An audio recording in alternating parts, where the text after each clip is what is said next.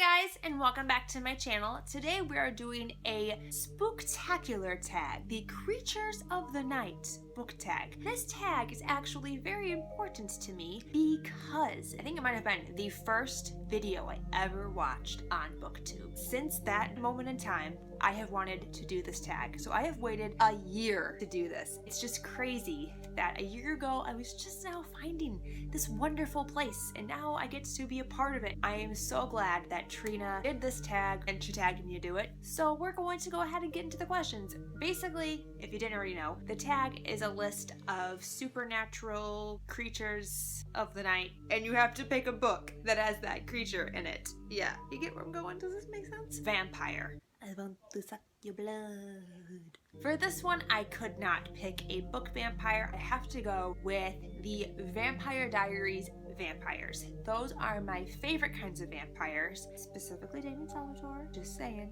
Damon Salvatore. I could be a vampire. I'd want to be a Vampire Diaries vampire because they can get special rings made to go out in the sunlight. They don't sparkle, so they don't really give themselves away. And they can still eat people food. That is very important to me, that I can consume normal food because I really like food. I mean, then I could just date Damon Salvatore. Definitely the Vampire Diaries vampires because they're the most human of the vampires, yet they're still bad and sexy and cool. They're my favorites. Werewolf. Ow! I chose none other but Jacob Black from Twilight. This werewolf species seems to have the least pain. They're more like shapeshifters than werewolves, so they don't turn on full moons. They just can turn whenever they want. Those scenes in the Vampire Diaries where they're being forced to turn against their will, that just looks really, really painful. I was very Team Jacob. I didn't get the Team Edward thing. I thought he was weird and creepy, so I would want to be a Twilight werewolf. Zombie.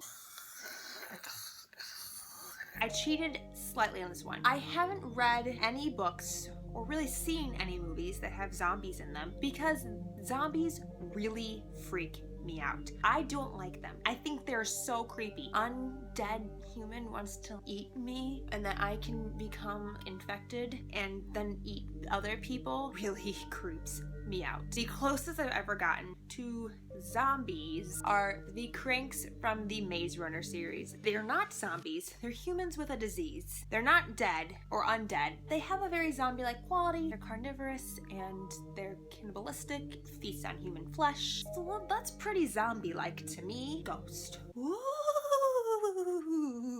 That's what sound ghosts make, in case you were wondering. This one I chose Sam from Before I Fall by Lauren Oliver. This is not a spoiler because it says on the back of the book, Sam dies at the beginning of the novel and she relives her last day on Earth 7 times because she is technically dead and she's living her life over and over again. I'm considering her to be a ghost. Does that make sense? That counts. This is the only thing that came to mind when I thought of the word ghost.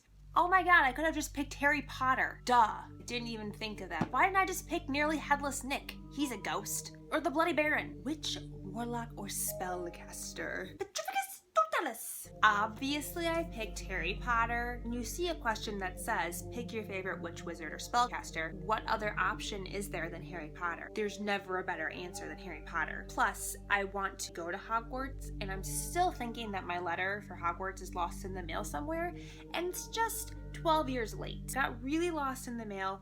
Maybe it got sent to outer space. Maybe it's another dimension. My letter is coming, and I will be attending Hogwarts someday very soon.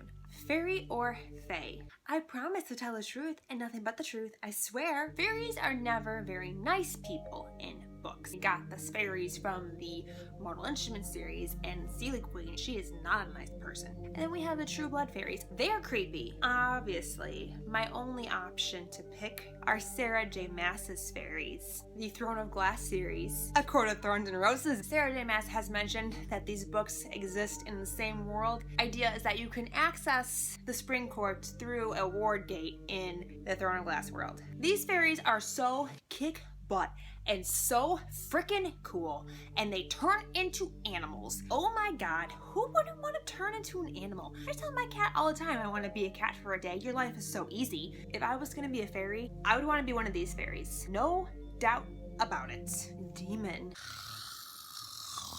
Is that how demons sound? One of my favorite series of all time has demons in it. I love the series so much that I gotta mention it. It is The Mortal Instruments by Cassandra Clare, because duh. Love how there are so many different kinds of demons and they have like species. It's like you got the giraffe, but there's not just one kind of giraffe. There's actually 9 kinds of giraffes. You got the demon, and there's not one kind of demon. There's tons of different kinds of demons, and they all do different things, and they're all different levels of terrifying and horrifying. I think that's a pretty cool dimension to the demon world. Angel.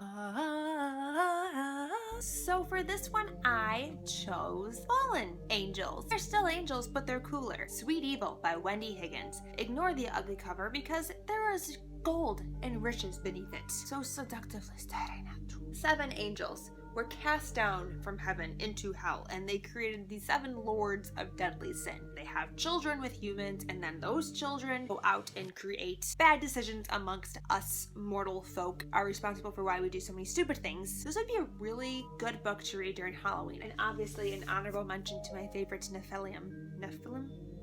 I always pronounced them Nephilium in my head, and then the movie came out and they were Nephilim, and I'm like, what is a Nephilim? It's a Nephilium. They're half angels. We can even count Jace and Clary and Will and Jem, so I'm even gonna count them for this question too. Alien. E.T. phone home. I've never seen that movie, so I don't know if that was done correctly. Is The Host by Stephanie Meyer. These aliens were so unique, and I just loved the way that they were portrayed. It was so different from an actual humanoid figure. There are these little slug, snail, squishy things. They're like little, like, anemones, sea creatures. I mean, the idea that it could take over your body and take over your mind, take control of you, is very terrifying. They're such a peaceful alien, too. They live, like, in harmony with the planet that they are invading, even though that makes no sense. You live in harmony with what you're invading. That's an oxymoron. I felt so much sympathy for the aliens and for the humans. Love Wanda. She just had such a beautiful soul, okay? Super powered human. Pew, pew, pew, pew, pew,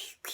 That was Spider-Man. My favorite superpowered human is actually Iron Man. I love him. I am not picking Iron Man. I'm gonna pick an actual book character. This is a fantastic series about superpowered humans. Steelheart by Brandon Sanderson. This is the first book in the Reckoner series. This is so cool. It's about people with superpowers, but they're bad. They're the bad guys. They're not trying to save us from the alien invasion. They are the alien invasion, and they're coming for us. This is fantastic. So good. They have the coolest powers, and they have the coolest mythology behind how they came to be. Brandon Sanderson's writing is on frickin' point. I freaking love these books. Robot, cyborg, or android. Those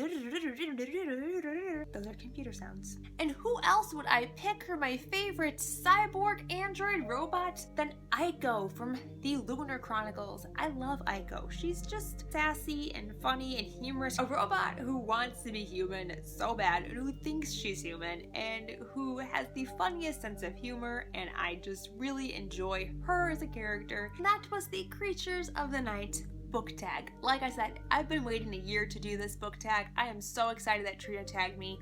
Thank you so much, Trina, for tagging me. I will link Trina's video down below, as well as the creators, so that you can check them both out. Who am I going to tag? Hales, I have tagged you officially to do the Creatures of the Night book tag. Thank you guys so much for watching.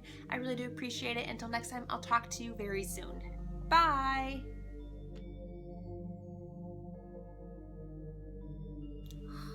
Is that a werewolf? Am I making any sense right now? I don't really think so. Cassandra Clare books still have ghosts in them? I don't remember. I think there's one ghost, but that would be a spoiler. I did go to its theme park, and that was just about the best day of my life. Is that sad? Why do so many people want to go to Hogwarts? Do you know how the bad crap that happened at Hogwarts? They had a snake in their basement. They had trolls in their bathrooms. They had prisoners roaming their halls. They had a diary from hell taking over the school, and yet millions and millions of people want to go to it. Mind-boggling. You could be a Ragnarok. Is that even what it's called? I don't even think I said that even remotely correctly.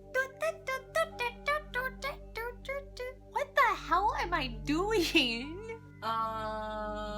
Robot, android, cyborg. What is his name? The bronze dragon. Festus. Is he a robot? Oh, no. My all-time favorite robots, the Transformers, the Autobots. I was driving home and there was this piece of equipment on the side of the road that they obviously were using through road work, and I looked at it and I said, that has to be a Transformer. I don't think those are actually here on Earth. I hope not, because they could disguise themselves, never have any idea. They're living robots. They have decision-making abilities. That is the most advanced robot. They're going to be controlled by any kind of like human intelligence at all. They're their own race.